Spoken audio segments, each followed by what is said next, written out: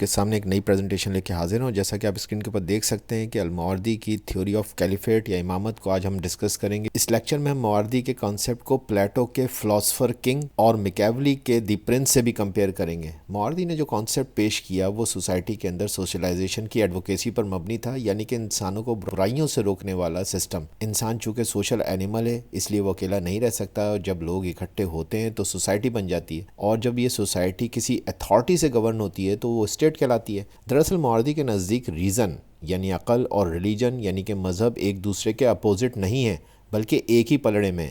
اس نے کہا کہ ریلیجن اور عقل دو الگ الگ چیزیں نہیں ہوتی ہیں، دونوں انسان کو صحیح اور غلط کی ہی پہچان دیتے ہیں. سمجھنے کے لیے یوں کہیے کہ انسان کو دو طرف سے گائیڈنس ملتی ہے. ایک تو ریشنل فیکلٹی یعنی کہ اس کی سوچ اس کو گائیڈ کرتی ہے، اور دوسری طرف ریویلڈ نالج یعنی کہ ریلیجن جو آپ کو گائیڈنس پرووائڈ کرتا ہے. الماوردی کے مطابق ریویلڈ ریزن بھی دراصل ڈیوائن عقل ہی ہوتی ہے، کیونکہ ریلیجن کبھی کوئی ارریشنل حکم دیتا ہی نہیں.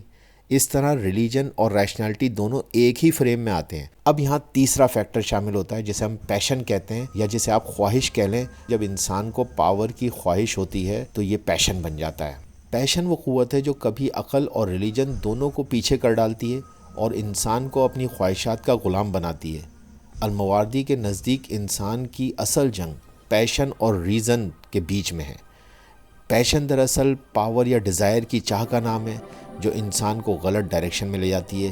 اس لحاظ سے ریلیجن دراصل اسی پیشن کے خلاف میدان میں آتا ہے تاکہ انسان کو ریشنل ریلیجیس بیلنس کی طرف رکھا جا سکے.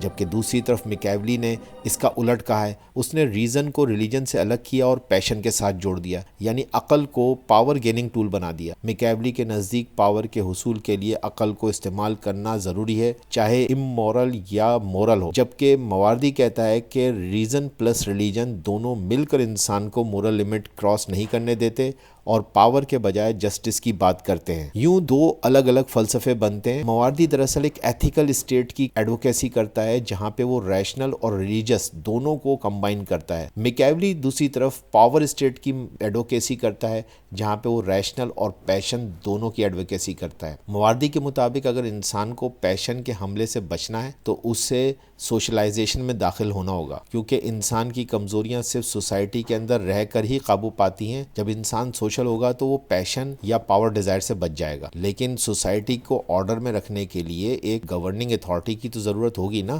اور یہیں سے ماوردی کی کیلیفیٹ کی آئیڈیالوجی کا قیام ہوتا ہے. یہی مقام ہے جہاں پہ الماوردی اور پلیٹو ایک پیج پہ نظر آتے ہیں. دونوں کے نزدیک ریاست کو گورن کرنے والا شخص دراصل ریشنل ریلیجیس لیڈر یا فلاسفر کنگ ہونا چاہیے جو نالج اور ایتھکس کی بنیاد پر حکومت قائم کرے. یوں ماوردی کی ریاست کی بیس ریشنل ریلیجیس ہارمنی اور مورل اور ایتھکس پر ہوتی ہے، نہ کہ پاور پالیٹکس پر.